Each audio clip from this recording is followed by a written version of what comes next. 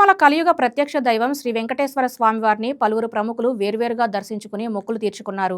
మాజీ TTD chairman YV Subbareddy దంపతులు ఆలయ మహాద్వారం వద్ద ఉన్న బయోమెట్రిక్ ద్వారా ఆలయంలోకి ప్రవేశించి స్వామివారిని దర్శించుకోగా, తమిళనాడు హైకోర్టు ప్రధాన న్యాయమూర్తి జస్టిస్ అరవింద్ ధర్మాధికారి, మైసూర్ అవధూత దత్తపీఠం పీఠాధిపతి విజయానంద సరస్వతి స్వామివారు కూడా వేర్వేరుగా స్వామివారిని దర్శించి స్వామివారి ఆశీస్సులు పొందారు.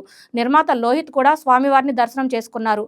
అనంతరం ఆలయ రంగనాయకుల మండపంలో వీరికి వేద పండితులు ఆశీర్వాదనం అందించగా, అధికారులు స్వామివారి తీర్థప్రసాదాలను అందజేశారు.